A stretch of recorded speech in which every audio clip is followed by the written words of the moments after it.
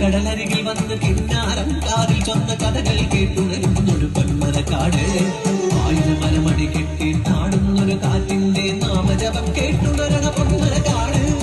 ഇവിടല്ലോ വരദായിനിയാകുന്ന ശ്രീഭദ്ര കാട്ടിൽ മേൽക്കതി ഭഗവതി വാഴും ക്ഷേത്രം. ശിവപെരുമാൻ കുടികൊള്ളണ സർവാകെ മണി കെട്ടിയ പേരാകം തുറയുന്നൊരു ദേവീ ക്ഷേത്രം.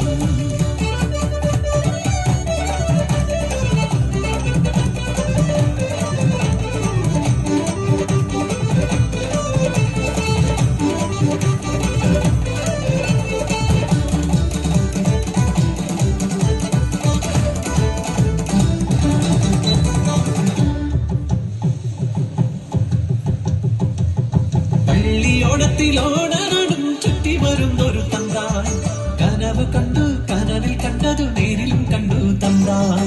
ഉടനിറങ്ങി നടന്നു കാട്ടിൽ കണ്ടൊരു ദേവി ചൈതന്യം, സൃഷ്ടിസ്ഥിതി നിലയ കാരണിക്കാൻ ഒരു ക്ഷേത്രം ഉയർത്തി തമ്പ്രാൻ.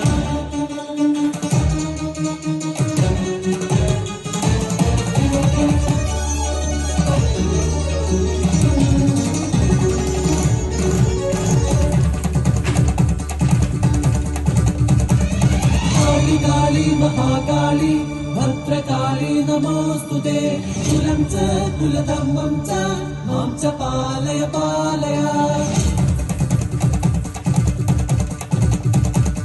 താരികനെ കൊന്ന് ചോലയും കയ്യിൽ ശിരസ്സുമായി നിൽക്കുന്ന ഭദ്രയെന്നാൽ നാടിന്റെ മക്കൾക്കു ശ്രീദേവി, അവൾ നാടുകാക്കാൻ വന്ന പുണ്യവതി.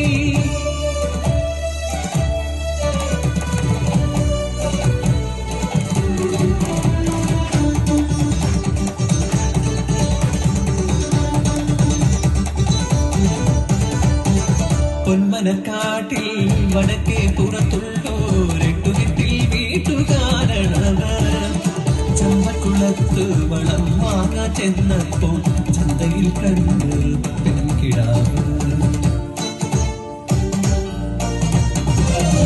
8 വയസ്സുള്ള പെൺകിടാവ് നിന്നേങ്ങിക്കരയണ പെൺകിടാവ്. ചന്തയിൽ തിരിച്ചു പോരുമ്പോൾ നിന്നുരേ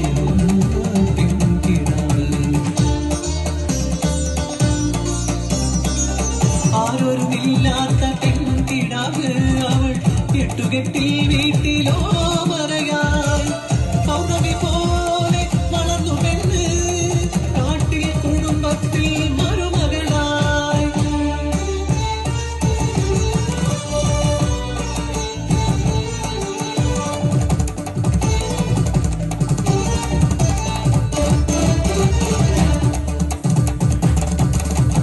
അഷ്ടസിദ്ധി പെറ്റൊരു തറവാട്, സൗഭാഗ്യമെല്ലാം തികഞ്ഞ നാട്. എപ്പോഴോ തീരാത്തൊരാധിയും വ്യാധിയും കാട്ടിൽ വീട്ടിൽ വന്നു കൂടുകൂട്ടി. ഇനി എന്ത് കാരണം, ഇനി എന്ത് പ്രതിവിധി, രാശിയിൽ തെളിയും ശുഭാശുഭങ്ങൾ.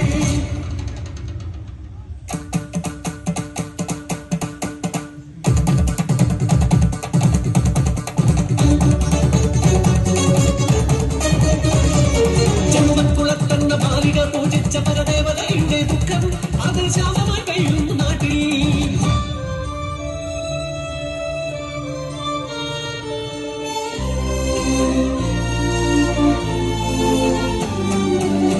നേരാ